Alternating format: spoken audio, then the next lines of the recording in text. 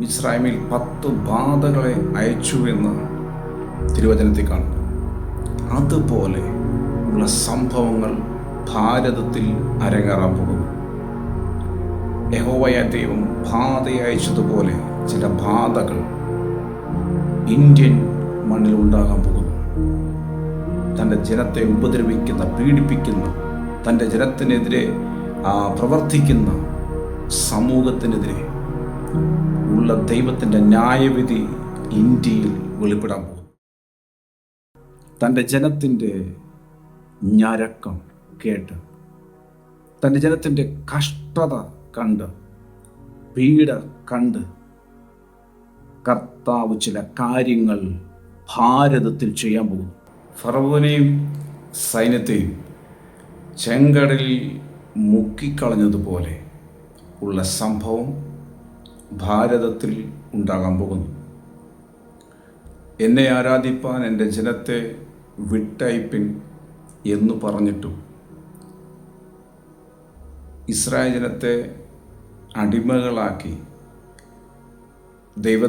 യഹോവയായ ദൈവത്തെ ആരാധിക്കാൻ വിട്ടുകൊടുക്കാതെ അവരെ അടിമകളാക്കി സൂക്ഷിച്ചിരുന്ന, അവരെ അടിമകളാക്കി ഭരിച്ചുകൊണ്ടിരുന്ന ഫറവോനെയും സൈന്യത്തെയും ചെങ്കടലിൽ മുക്കിക്കളഞ്ഞതുപോലെ ആരാധനയ്ക്ക് വിരോധമായി നിന്ന,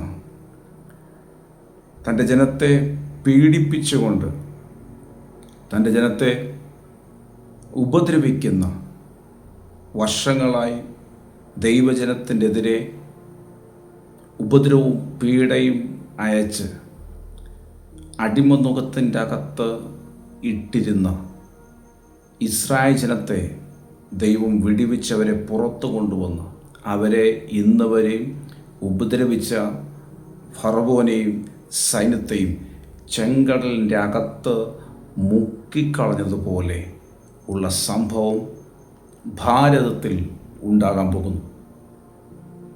ദൈവസഭയെ, ദൈവദാസന്മാരെ, ദൈവമക്കളെ ആരാധനയ്ക്ക് സ്വാതന്ത്ര്യം കൊടുക്കാതെ അവരെ ഉപദ്രവിക്കുകയും അവർക്കെതിരെ, ക്രിസ്ത്യാനികൾക്കെതിരെ, ദൈവസഭയ്ക്കെതിരെ, ദൈവമക്കൾക്കെതിരെ ബില്ലുകൾ പാസ്സാക്കുകയും അവർക്ക് വിരോധമായ നിയമങ്ങൾ കൊണ്ടുവരികയും ചെയ്ത് വർഷങ്ങളായി ദൈവസഭയെ ഉപദ്രവിക്കുന്ന, നാളുകളായി ദൈവസഭയെ, അഭിഷിക്തന്മാരെ ഉപദ്രവിക്കുന്ന, പീഡിപ്പിക്കുന്ന ജനത്തിൻ്റെ ആ ഭരണത്തിൻ്റെ അന്ത്യം കുറിക്കുന്ന ദൈവപ്രവൃത്തി ഭാരതത്തിൽ ഉണ്ടാകാൻ പോകുന്നു. യഹോവയായ ദൈവം താൻ ആരെന്ന് വെളിപ്പെടുത്താൻ, ദൈവത്തിൻ്റെ ശക്തി എന്തെന്ന് വെളിപ്പെടുത്താൻ മിസ്രൈമിൽ 10 ബാധകളെ അയച്ചു എന്ന് തിരുവചനത്തിൽ കാണുന്നു. അതുപോലെ ഉള്ള സംഭവങ്ങൾ ഭാരതത്തിൽ അരങ്ങേറാൻ പോകുന്നു. യഹോവയായ ദൈവം ബാധ അയച്ചതുപോലെ ചില ബാധകൾ ഇന്ത്യൻ മണ്ണിൽ ഉണ്ടാകാൻ പോകുന്നു. തൻ്റെ ജനത്തെ ഉപദ്രവിക്കുന്ന, പീഡിപ്പിക്കുന്ന, തൻ്റെ ജനത്തിനെതിരെ പ്രവർത്തിക്കുന്ന സമൂഹത്തിനെതിരെ ഉള്ള ദൈവത്തിൻ്റെ ന്യായവിധി ഇന്ത്യയിൽ വെളിപ്പെടാൻ പോകുന്നു.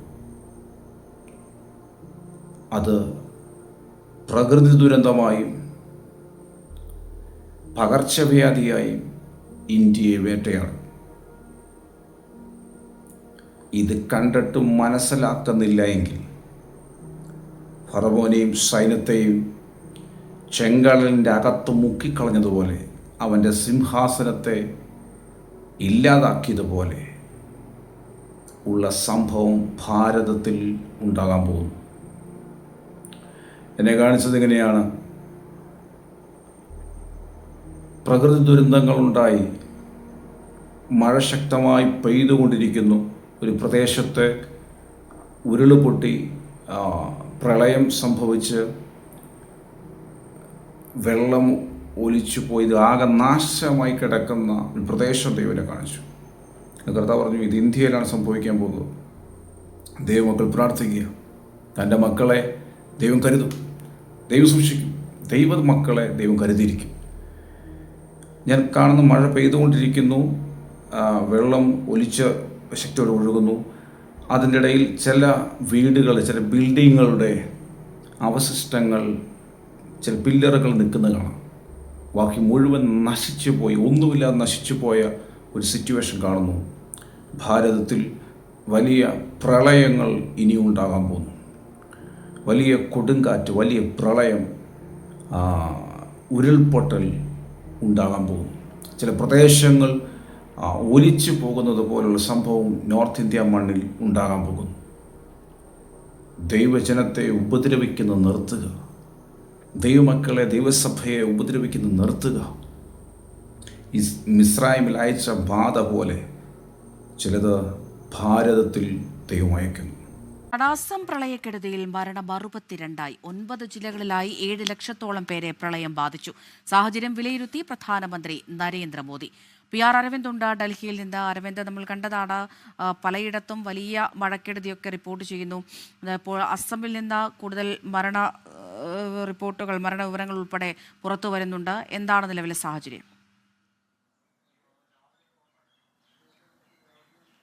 അമൃത, അസമിൽ പ്രളയക്കെടുതി അതിരൂക്ഷമായി തന്നെ തുടരുകയാണ്. കഴിഞ്ഞ ഒരാഴ്ചയെ അതിശക്തമായ മഴയാണ് അസമിന്റെ വിവിധ ഭാഗങ്ങളിൽ നിന്ന് റിപ്പോർട്ട് ചെയ്യുന്നത്. 62 മരണങ്ങൾ ഇതുവരെ സർക്കാർ സ്ഥിരീകരിച്ചിട്ടുണ്ട്. ഇതിൽ ഏറ്റവും കൂടുതൽ മരണം സ്ഥിരീകരിച്ചിരിക്കുന്നത് ശിവസാഗർ ജില്ലയിലാണ്. ഇതുകൂടെ തന്നെ 810 ഗ്രാമങ്ങൾ ഇപ്പോഴും വെള്ളത്തിനടിയിലാണ് എന്നതാണ് സർക്കാർ അടക്കം വ്യക്തമാക്കുന്നത്. അതുകൊണ്ട് തന്നെ ഈ മേഖലയിലേക്ക് രക്ഷാപ്രവർത്തനം എത്തിക്കുവാൻ വലിയ രീതിയിലുള്ള ബുദ്ധിമുട്ടുകൾ നേരിടുന്നു. 7 ലക്ഷം പേർ, 9 ജില്ലകളിലായി 7 ലക്ഷത്തോളം പേരെ ഈ പ്രളയം ബാധിച്ചിട്ടുണ്ടെന്നുള്ള ഔദ്യോഗിക കണക്കുകൾ സർക്കാർ പുറത്തുവിട്ടിട്ടുണ്ട്. അതേസമയം 18,000-ലധികം പേരെ വിവിധ ദുരിതാശ്വാസ ക്യാമ്പുകളിലേക്ക് മാറ്റിയിട്ടുണ്ട് എന്നതാണ് അസം സർക്കാർ വ്യക്തമാക്കുന്നത്. കഴിഞ്ഞ ദിവസം പ്രധാനമന്ത്രി നരേന്ദ്രമോദി അസം മുഖ്യമന്ത്രി ഹിമന്ത ബിശ്വ ശർമ്മയുമായി സംസാരിക്കുകയും സാഹചര്യം വിലയിരുത്തുകയും ചെയ്തിരുന്നു. കൃത്യമായ എല്ലാ സഹായങ്ങളും നൽകാമെന്ന ഉറപ്പുകൂടി പ്രധാനമന്ത്രി നൽകിയിട്ടുണ്ട്.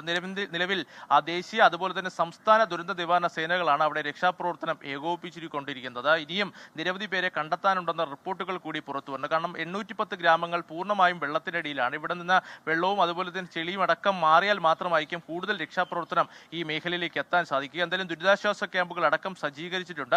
കൂടുതൽ ആളുകളെ ദുരിതാശ്വാസ ക്യാമ്പുകളിലേക്ക് മാറ്റാനുള്ള നടപടിക്രമങ്ങളും മുന്നോട്ട് പോവുകയാണ്. അമൃത, അസം പ്രളയക്കെടുതി രൂക്ഷമായി തുടരുകയാണ്. മഴക്കെടുതിയിൽ മരണസംഖ്യ 80ആയി. ഒഡീഷ ഗരിയാബന്ദ് ജില്ലയിൽ ഒരു പാലം ഒലിച്ചുപോയി. ആ പാലം ഒലിച്ചു പോകുന്ന ദൃശ്യമാണ് പ്രേക്ഷകർ ഇപ്പോൾ കാണുന്നത്.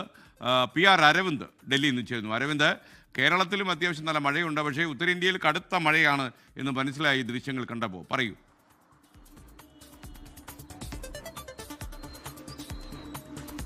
ഉത്തരേന്ത്യൻ സംസ്ഥാനങ്ങളിലും വടക്കിഴക്കൻ സംസ്ഥാനങ്ങളിലും മഴ അതിശക്തമായി തന്നെ തുടരുന്നു. അസമിൽ പ്രളയക്കെടുതി അതിരൂക്ഷമാണ്. ഇതുവരെ പ്രളയത്തിൽ 80 പേർക്കാണ് അസമിൽ ജീവൻ നഷ്ടമായിരിക്കുന്നത്. ഇതുവരെ 2 ലക്ഷത്തോളം പേരെ പ്രളയം ബാധിച്ചിട്ടുണ്ടെന്ന് കൂടി അസം സർക്കാർ വ്യക്തമാക്കുന്നു. ഏകദേശം 30,000-ലധികം പേർ അസമിലെ ദുരിതാശ്വാസ ക്യാമ്പുകളിൽ തുടരുന്നു. 40,000-ഓളം ഹെക്ടർ കൃഷിഭൂമി നശിക്കുന്ന ഒരു സാഹചര്യമുണ്ടായിരുന്നു. അങ്ങനെ പ്രളയം പൂർണ്ണമായും ഒരു നാശം വിതച്ചാണ് അസമിലൂടെ കടന്നുകൊണ്ടിരിക്കുന്നത്. എന്തായാലും അസമിലെ സ്ഥിതിഗതികൾ അല്പം മെച്ചപ്പെട്ടു വരുന്നുണ്ട്. പക്ഷേ അടുത്ത 2 ദിവസം കൂടി അതിശക്തമായ മഴ ഈ മേഖലയിൽ ഉണ്ടാകുമെന്ന് തന്നെയാണ് കാലാവസ്ഥാ നിരീക്ഷണ കേന്ദ്രം നൽകുന്ന മുന്നറിയിപ്പ്. മറ്റ് സംസ്ഥാനങ്ങളുടെ കാര്യങ്ങൾ പരിശോധിച്ചാൽ ഒഡീഷയിലും കനത്ത മഴയാണ് റിപ്പോർട്ട് ചെയ്യുന്നത്. 8 പേരുടെ മരണം ഇതുവരെ റിപ്പോർട്ട് ചെയ്തിട്ടുണ്ട്. പാലങ്ങളടക്കം ഒലിച്ചു പോകുന്ന ഒരു സാഹചര്യം ഒഡീഷയിലുണ്ട്. അതുകൊണ്ട് തന്നെ ജനങ്ങൾ പരമാവധി ജാഗ്രത പാലിക്കണമെന്നും ഈ മണ്ണിടിച്ചിലിന് സാധ്യതയുള്ള മേഖലകളിലേക്ക് പോകരുതെന്നുമാണ് ഒഡീഷ സർക്കാർ നൽകുന്ന നിർദ്ദേശം. ഇതുകൂടെ തന്നെ കേദാർനാഥ് യാത്ര അടക്കം പുരോഗമിക്കുകയാണ്. കഴിഞ്ഞ ദിവസം ഈ കേദാർനാഥ് യാത്ര നടക്കുന്ന പാതയിലടക്കം മണ്ണിടിച്ചിലുണ്ട്. അതുകൊണ്ട് തന്നെ പരമാവധി ജാഗ്രത പാലിച്ച് മാത്രമേ ഇത്തരം യാത്രകളിൽ പങ്കെടുക്കാവൂ എന്നതാണ് ഇപ്പോൾ നിർദ്ദേശം നൽകിയിരിക്കുന്നത്. കേരളത്തെ പോലെ തന്നെ മറ്റ് സംസ്ഥാനങ്ങളിലും അതിശക്തമായ മഴ തുടരുകയാണ്. അസമിനെയും ഒഡീഷയുമാണ് ഈ പ്രളയക്കെടുതി അതിരൂക്ഷമായി ബാധിച്ചിരിക്കുന്നത്. SK